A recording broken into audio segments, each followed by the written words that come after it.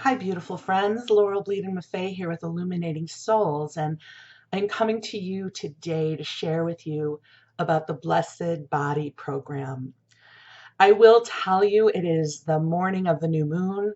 I was up at about 2:30 in the morning last night, and I was feeling this conversation taking place in consciousness. There was a stream of consciousness moving through me, and I could see myself making this video for you and what the talking points would be. And it was all I could do not to get up at 2:30 in the morning, bedhead and all, and record this video at that moment. And I am kind of curious, did any of you wake up at 2:30 in the morning thinking about this program or your relationship with your body and food and weight? And if so, you were in this vibrational conversation with us. And I say us because the angels were there too, and they're here now. So this program has been a lifetime in the making. I have been in a large size body my entire life, except for small periods of time when my body shape changed. And I talk about this quite freely in my other classes, although it rarely is the focus of a class. It's still a work in progress for me. I'm 57 years old. I haven't figured out the secret to anything, but I have learned how to love myself. I have learned how to come into compassion and appreciation, even through the frustration and, all the challenges that come with it. So this program was downloaded to me in mid-June, and it came through with a forcefulness that was unmistakable. I kept writing about it in my journal, and it almost felt like the angels wouldn't let me move on to anything else until I gave this a voice. And this energy's been working with me now for about 10 weeks, and it's been so beautiful because there are awarenesses coming in and insights and shifts taking place. So a couple of things to share with you about what to expect in today's video. My intention is that this video be filled with love and healing and insight, and that you receive value from it. Whether you sign up for the class or not, that's secondary to me. I just want to be of service. This is a conversation I don't think we get to have often enough. The conversation tends to be about, have you tried this program? Have you tried eating watermelon on Tuesdays? Are you doing keto? Have you heard about the celery juice thing? Like, as if there is this singular answer to a very complex challenge that is barely understood in this moment. So I come to you with profound compassion and honor for whatever your journey is. You see, I don't have your answers about this. I don't have my answers about this. But I believe there are opportunities for incremental waves of insight and healing and movement to take place. And my insight may not be your insight. What works for me may not work for you. This is not a one-size-fits-all journey, any more than all women go through menopause the exact same way, or all forms of depression are exactly the same. Our bodies are these magnificent instruments that are finely tuned. We are an amalgam of genetics and a microbiome and emotions, and each of us has a unique imprint and divine intelligence within our bodies. So what has happened in my body is probably different than what is happening in your body. But I believe that when we come into an intentional healing circle, we avail ourselves to the divine wisdom that is available to each of us. And in essence, this is what we're going to be doing for 6 weeks. That when we bring focused energy and love and compassion and spaciousness to any area of our lives, we open up to healing. And so this program is about 6 weeks in this sacred time of incubation and healing, where you can receive the insights that are available to you, where maybe there will be some subtle shifts that you can make that will help you feel more comfortable in your body. So let's talk now about these bodies, and I'll talk about mine, which I know intimately. So I've been in a large size body ever since I can remember. There have been small moments in my life when my body's gotten smaller, but it's always been followed with my body getting bigger. And it's been a source of profound shame, frustration, grief, overwhelm, upset, you name it. I've had it. About 20 years ago, if you would have told me that my healing would not have to include a smaller body, I wouldn't have believed that that was possible. Any form of healing around my body had to include decreasing my size. And, through the last 20 years or so, and especially 10 years ago, I really began to understand that the size of my body did not need to reflect the amount of healing that could come in and flow through for me. That this was a complicated issue. I believe this is a metabolic issue, an imbalance of some kind that we are just beginning to understand. I'm going to share some insights with you around that as well. I want to start though in my early years. So there's some um, favorite photographs of mine from childhood, and what's interesting about them is a couple of them are when I'm 2 years old, and you know what they have in common? I am holding food. So I'm going to show you one of my early pictures. It's adorable. Okay, so this is me and my dad, or my dad and me. How do you say that? This is my dad and me. Wait, I need to move this over. There you go. There's my daddy. And there's me. And I don't know, how old would you say I'm there? 18 months, maybe? 2 years? And notice what is in my hand. I can tell you exactly what it is. It is a Heinemann's onion roll. I can tell you to this day what it tasted like. The savoriness of the onions, the sweetness of the bread. That roll imprinted with me as much of the food in my life has. I have always connected this physical journey with food. I love food. I am not one of these overweight people who's going to tell you, yeah, I don't much care about food. I love food. I don't understand how everybody is not obsessed with chocolate cake. I don't understand how, I just don't get it. I was saying yesterday to some friends, I was in a healing circle for myself, and one of the contrasts that came forward is this disbelief that I have that how is it possible that thin people have cupcake shops and make edible cookie dough? And last night when I couldn't sleep, my husband and I watched the first episode of the seventh season of the Great British Bake Off, and everyone is thin. I'm like, how is this possible that people are around pastries all day and they're not overweight like I am? Well, the answer to that is complicated. And I have tried many, many things in my life to try to understand this. I have done Weight Watchers about a zillion times. Jenny Craig, Nutrisystem, right? Eat our little packages of food. I did liquid protein, which was a crazy diet. I think 400 calories a day that I did when I was 14 years old, which must have been terrible for my body and my metabolism. I did fen-phen, which was fantastic and dangerous. They didn't know it was dangerous at the time. One of the interesting things about fen-phen, this would have been in the 90s, is as soon as I took my first dose, I didn't care about food. They would talk about it like it was an appetite suppressant, but I associate appetite suppressant with hunger, but it really was an appetite, as I had no appetite. Like food, who cares? Food is just for sustenance. And it was this miracle. I thought, oh, this is what normal people feel like. But what happened was I went to a metaphysical expo and had somebody do a tarot reading for me on it. And he looked at me and he said, get off it now. Don't even take another dose.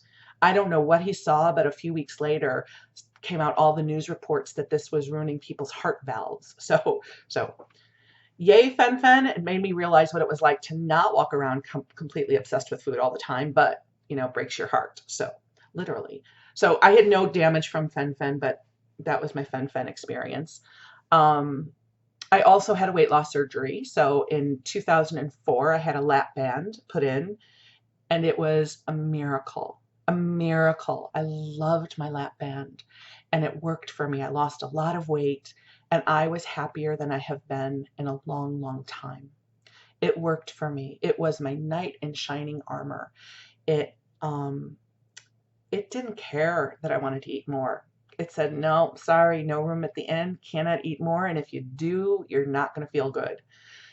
And that worked for me for about 4 years until I had a complication, which is, my understanding at the time was at least about 25% of the lap bands that were put in when I had mine had to be removed. And in 2008, my lap band came out and it was devastating. I sobbed. I was so sad because I knew that the issue that was in me before the lap band was still there. And at the time, I wasn't offered a revisional surgery, which is probably a blessing. I think it all works out the way it's supposed to. And easily put on 100+ pounds after the lap band was taken out.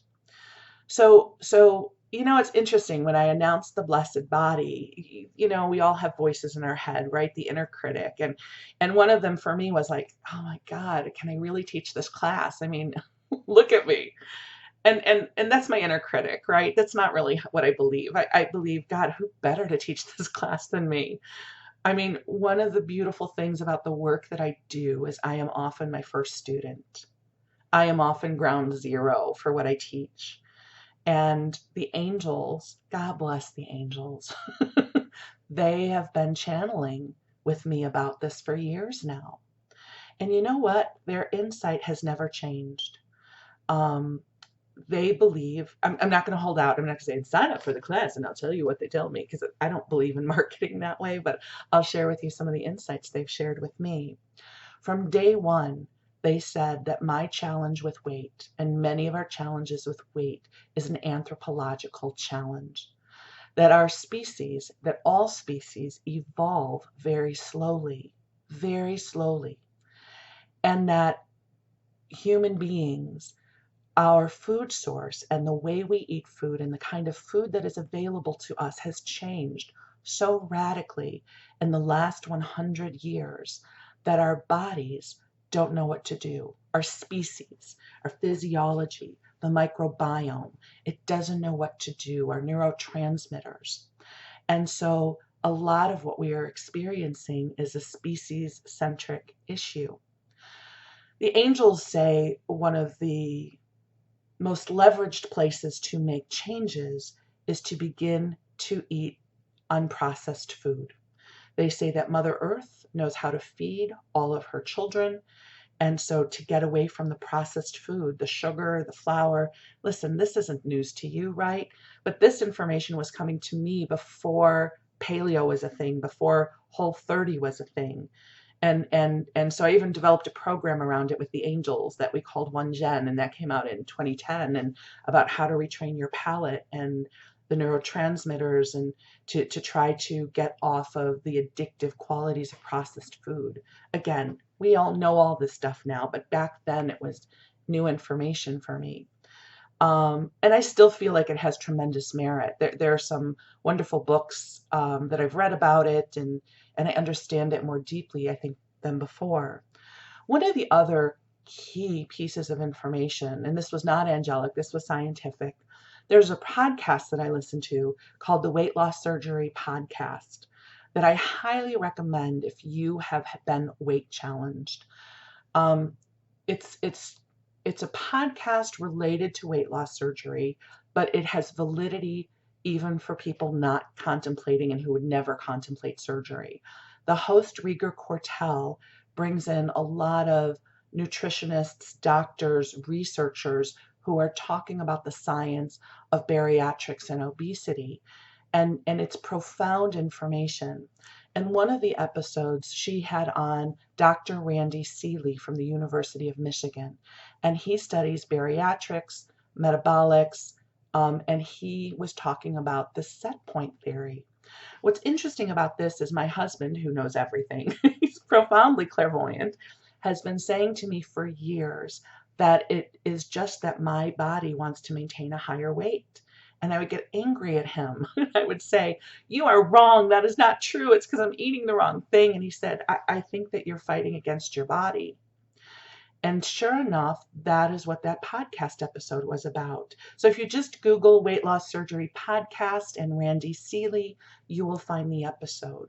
What he says is that the mechanism of the body that controls weight and appetite is as finely tuned as the part of the body that maintains our blood pressure and our pulse and our temperature. And that for some bodies, the gauge for the weight is higher, and that you can fight against it. You can do your best to fight against it. And they use this metaphor. It's kind of like trying to keep a life preserver under the water. You can hold it under the water for a period of time, but then it pops back up and the body fights to maintain a weight. And I remember listening to that episode. I was on a plane ride coming back from Chicago to Northern California, just crying because I felt like for the first time someone could explain to me what my experience is with my body. Being in a large size body, and I'm going to speak for many of us in large size bodies, does not mean we do not understand nutrition. It does not mean that we have not turned over every single frickin' stone to try to figure out what's wrong with us.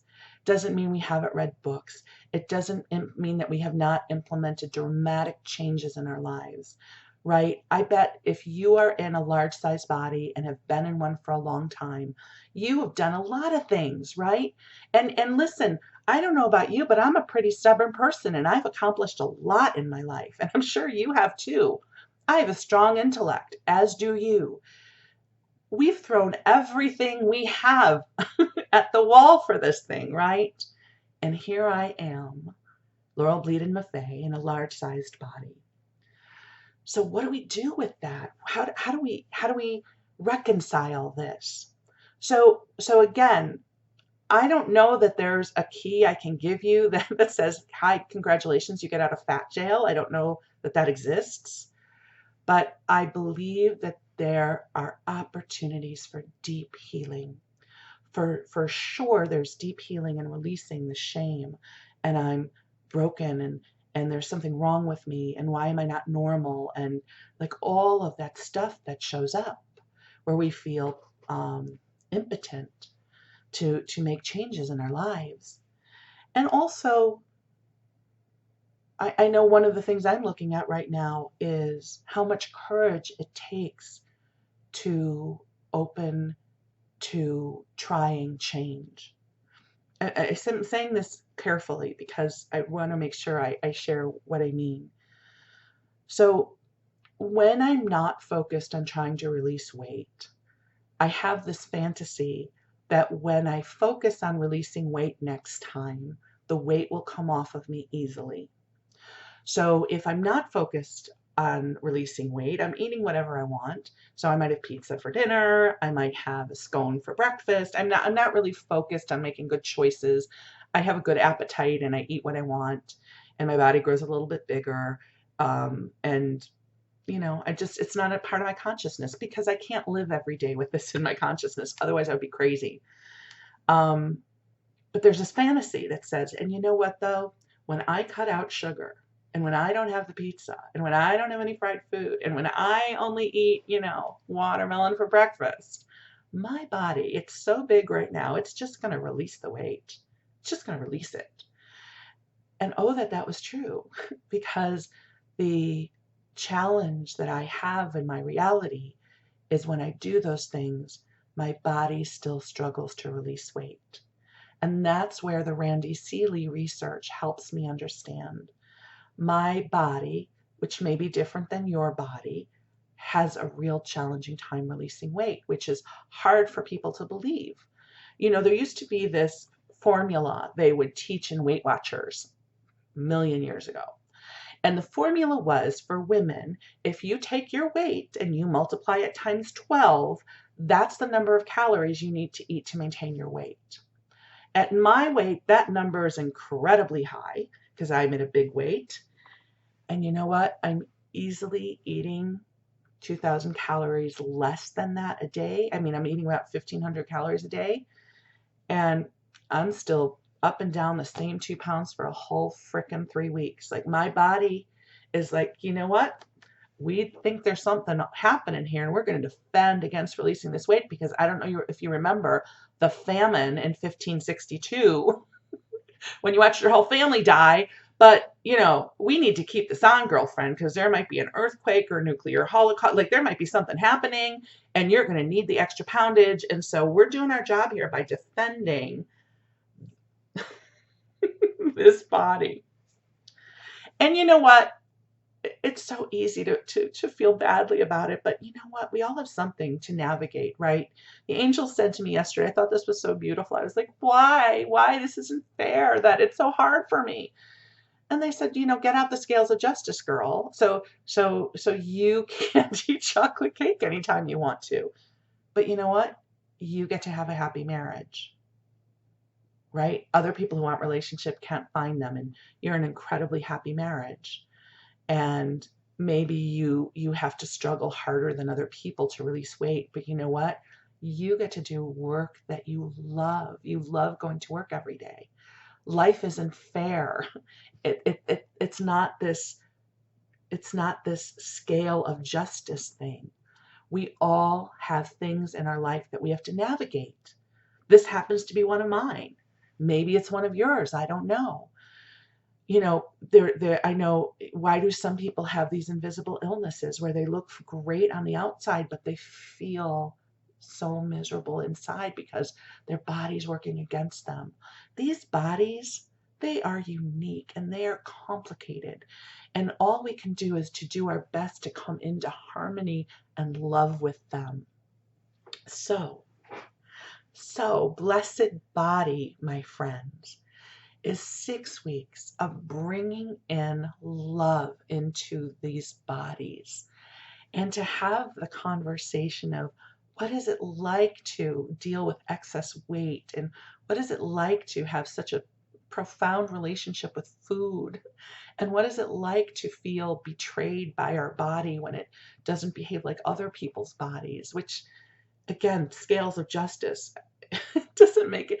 These aren't logical arguments. Just understand. I mean, listen, other people have bodies that don't work a lot worse than mine. Right? I don't. So please know when I'm saying these things, I'm not arguing in a court of law.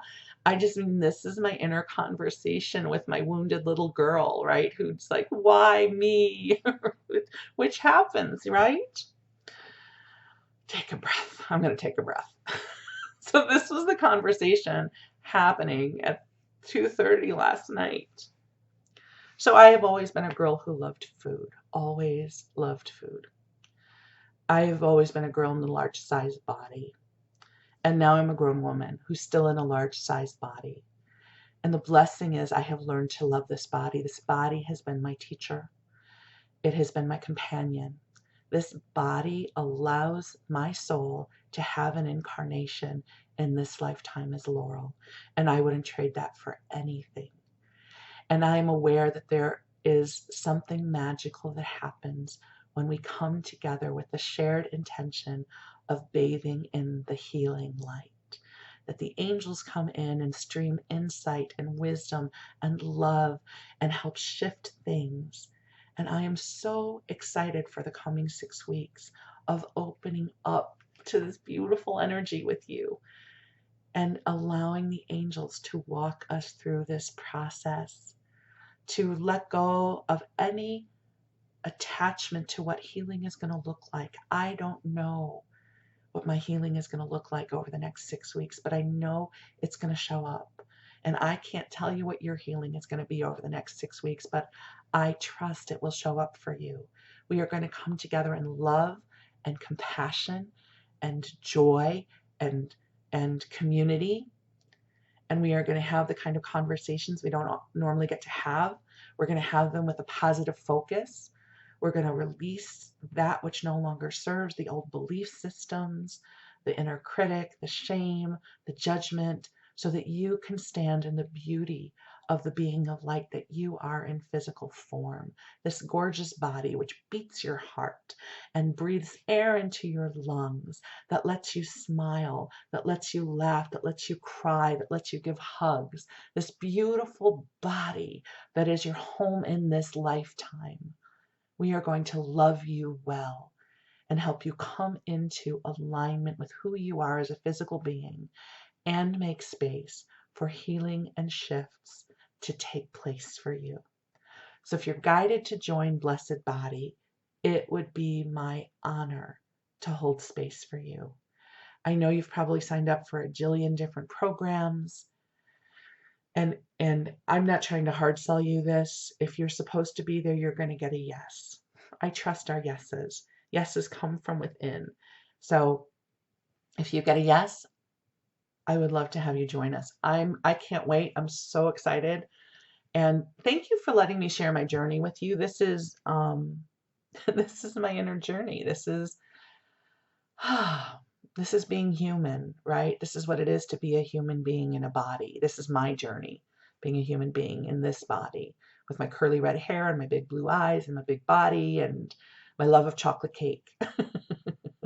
So I will send you love and light and joy, and we'll talk again soon. If you made it this far in the broadcast, God bless you, and we'll talk again soon. Thanks. Bye.